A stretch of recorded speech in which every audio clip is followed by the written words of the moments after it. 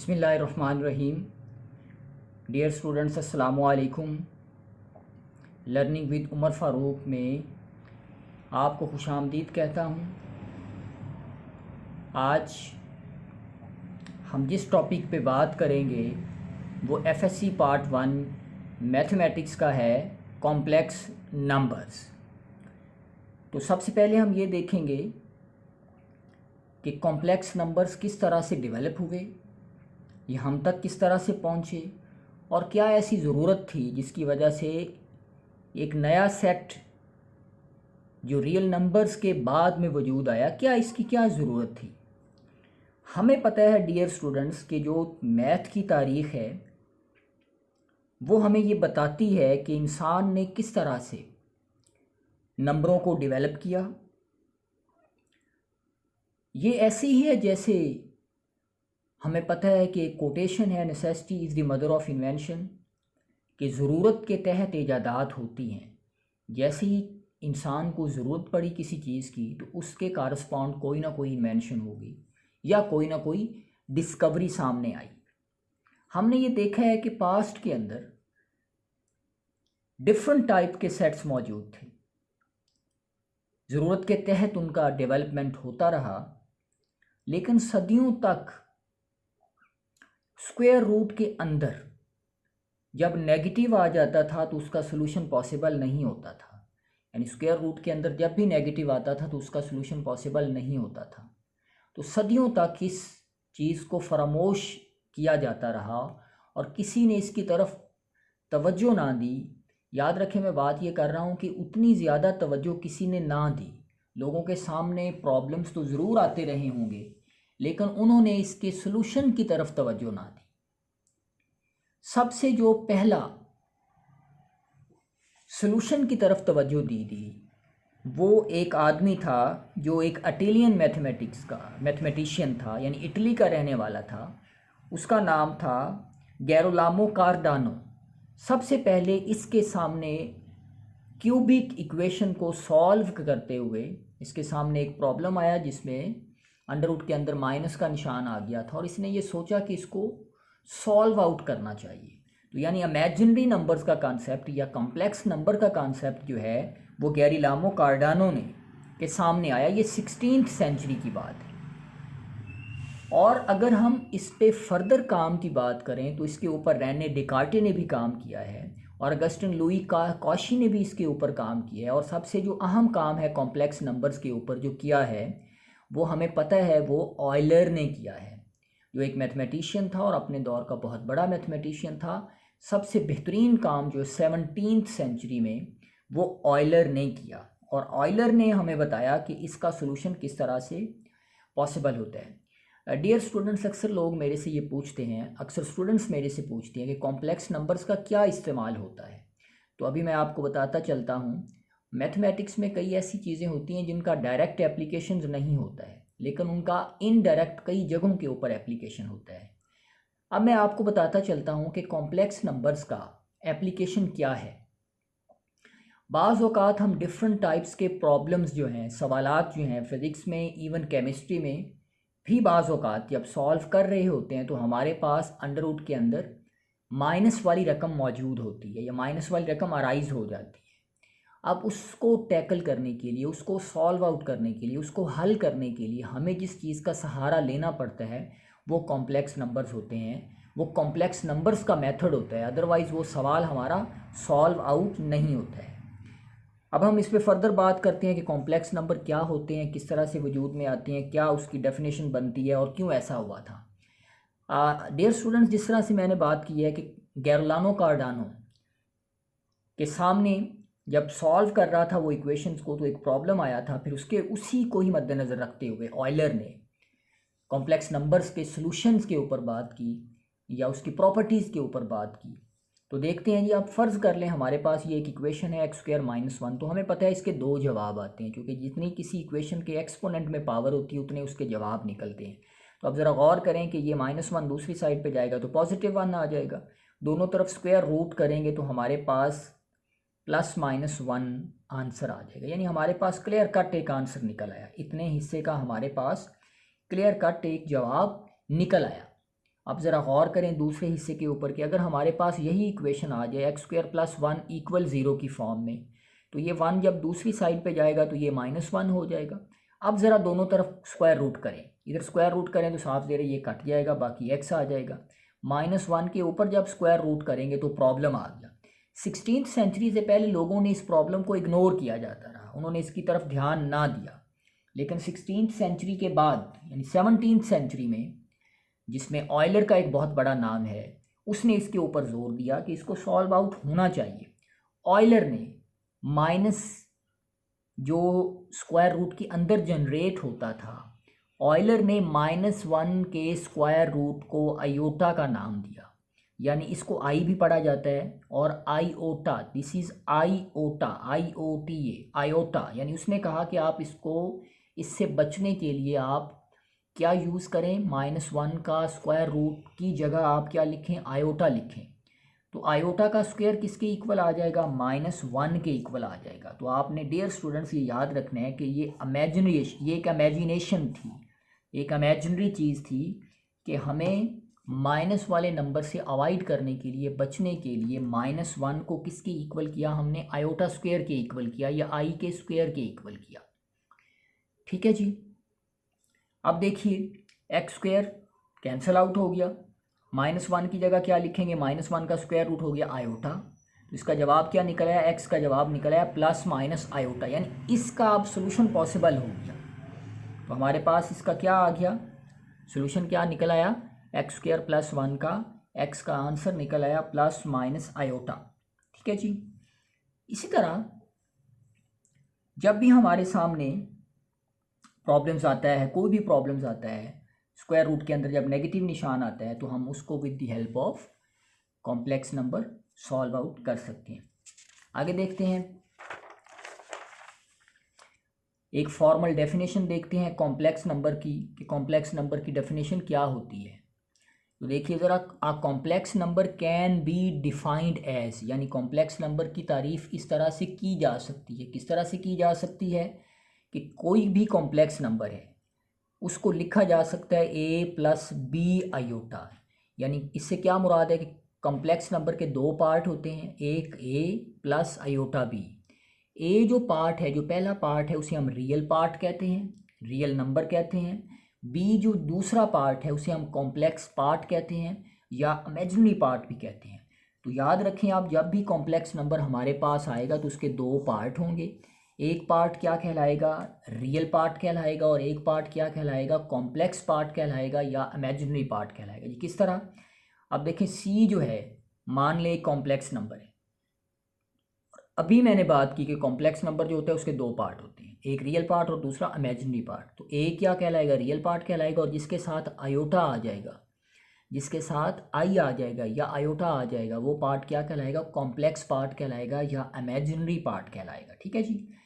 Note देखें ज़रा, हर real number जो होता है, every real number is a complex number, यानी हर जो रियल नंबर है उसको कॉम्प्लेक्स नंबर की सूरत में लिखा जा सकता है।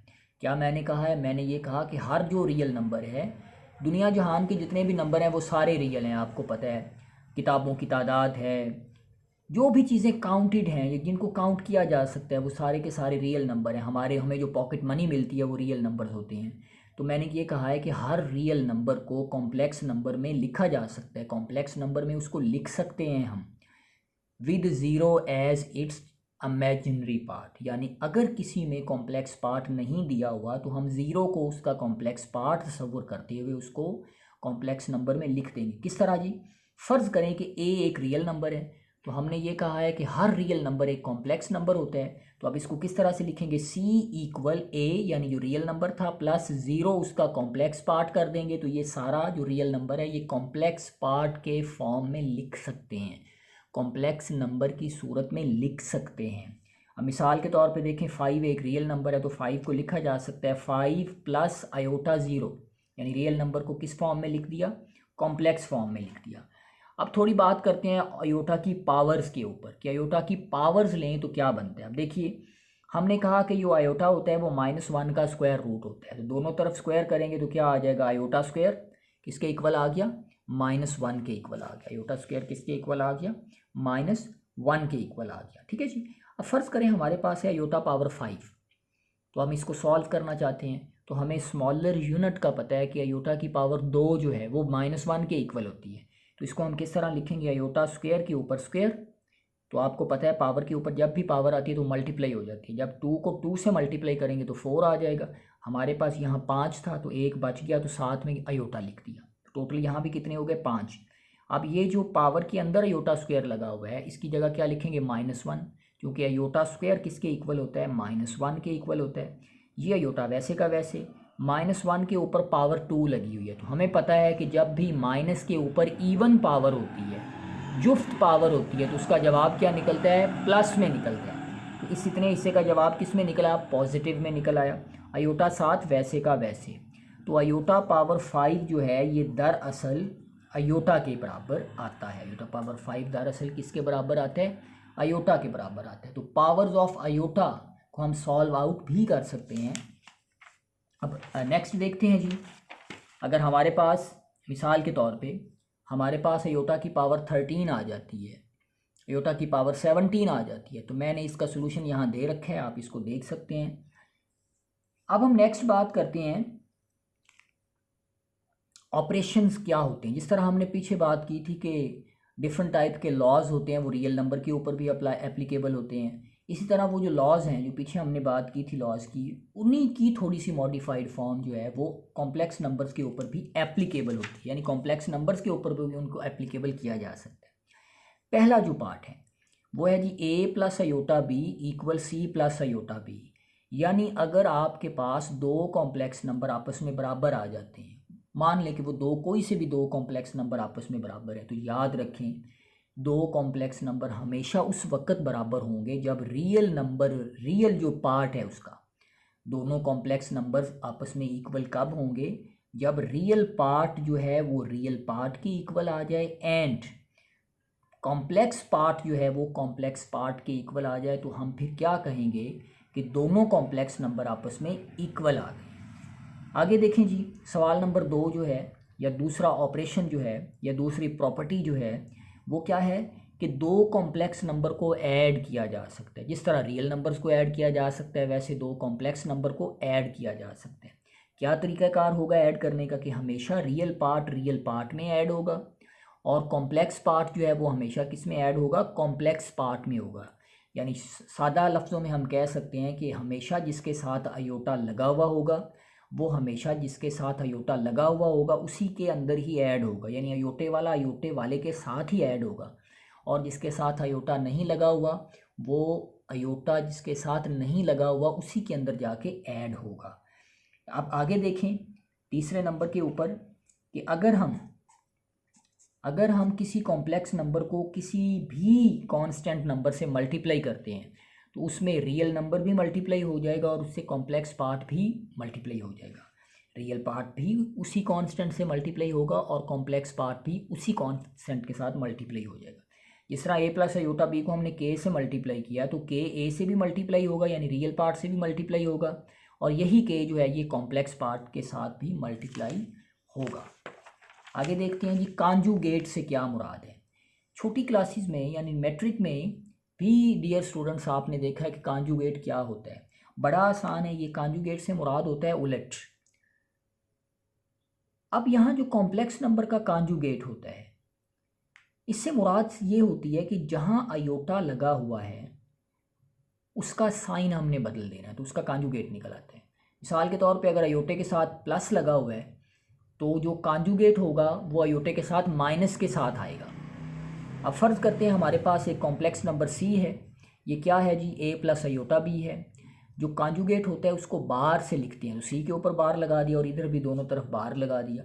a का बार अलहदा करेंगे तो याद रखना है आपने रियल नंबर का बार लेने से उस पर कोई फ़र्क नहीं आता है। यानी बार से क्या मुराद है, कांजुगेट। रियल नंबर का कांजुगेट लेने से उस पर कोई फ़र्क नहीं आता है, वो वैसे का वैसे ही रहता है। हाँ अलबत्ता जो इमेजिनरी पार्ट है, जो कॉम्प्लेक्स पार्ट है, उसका साइन चेंज हो जाता है। अब देखें यहाँ अयोटा से पहले प्लस था तो कांजुगेट जब लिया तो माइनस में आ गया। तो इसमें देखें ये कॉम्प्लेक्स नंबर था a प्लस अयोटा b, लेकिन जो इसका कांजुगेट निकला, जो इसका कांजुगेट निकल के सामने आया वो माइनस में था, क्योंकि यहाँ प्लस है तो माइनस आ जाएगा। इस तरह आप ये देखें सी किसके इक्वल है, कॉम्प्लेक्स नंबर है 3 + 3 आयोटा के। तो सिंपल इसका कॉन्जुगेट क्या आएगा कि जहाँ आयोटा है उससे पहले वाला साइन चेंज कर देंगे। एक और देखें जी, जी इक्वल है 5 + आयोटा 0। तो आयोटा 0 तो मतलब ये है कि कॉम्प्लेक्स नंबर है ही नहीं, कॉम्प्लेक्स पार्ट इसमें है ही नहीं, सॉरी कॉम्प्लेक्स नंबर तो है लेकिन कॉम्प्लेक्स पार्ट उसमें नहीं है। तो वो क्या हो जाएगा, माइनस आ जाएगा। रियल नंबर का तो वैसे का वैसे ही रहेगा, उसमें कोई फ़र्क नहीं आएगा। तो 5 इसका जवाब आ जाएगा। फिर आगे देखें जी, जी इसको Z1 कर लें, पहले जी था तो इसको हम Z1 कर लेते हैं, ठीक है। तो इसका जब हम लेंगे, अब ज़रा गौर करें, इसको मैंने खुद से लिखा है कि 7 आयोटा पहले लिख देंगे। अब आपने याद रखना है इसका साइन नहीं चेंज करना, रियल नंबर से पहले वाला साइन नहीं चेंज करना, बल्कि कॉम्प्लेक्स नंबर के पहले जो साइन है, हमें पता है जिसके साथ कोई साइन नहीं होता, कोई अलामत नहीं होती, वो प्लस में होता है। तो अब इसका साइन चेंज करना है, आयोटा से पहले जो साइन है उसको तब्दील करना है, इसका साइन चेंज नहीं करना। ये आप याद रख लें। एक और भी एग्जांपल मैं देता हूँ। Z2 अगर हमारे पास आ जाता है जी 4 आयोटा + 5 आ जाता है। अब गौर करें ज़रा, जब इसका Z2 का कॉन्जुगेट लेंगे तो इसका साइन चेंज होगा, ये -4 आयोटा आ जाएगा, इसका साइन चेंज नहीं होगा, ये वैसे का वैसे ही रहेगा। डियर स्टूडेंट्स, आज के इस वीडियो लेक्चर में हमने FSC पार्ट 1 मैथमेटिक्स का जो अगला टॉपिक था कॉम्प्लेक्स नंबर्स का, उस पर बात की। इस वीडियो लेक्चर में मैंने आपको बताया कि कॉम्प्लेक्स नंबर किस तरह से डेवलप हुए, उनकी ज़रूरत क्यों कर से पड़ी, क्या वजह थी कि कॉम्प्लेक्स नंबर हमारे सामने आया, और कॉम्प्लेक्स नंबर को किस बंदे ने इंट्रोड्यूस करवाया था, और फर्दर इसके ऊपर किसने काम किया था। ये सारी बातों को हमने इसी वीडियो लेक्चर में डिस्कस किया है। फर्दर नेक्स्ट वीडियो लेक्चर्स में मैं आपको बताता चलूँगा इसके फर्दर एप्लीकेशंस क्या होते हैं, क्योंकि हमें पता है कि हर चीज़ जो वजूद में आती है, डिस्कवर होती है या इन्वेंट होती है, उसका कोई ख़ास मकसद होता है। और इस पूरी कायनात में अल्लाह ताला ने किसी भी चीज़ को बेमकसद नहीं बताया, और ना ही कोई भी चीज़ बेमकसद वजूद में आती है, उसके पीछे कोई ना कोई मकसद ज़रूर होता है। अगले वीडियो लेक्चर में फिर हाजिर होंगे। Thank you very much. Allah हाफिज़।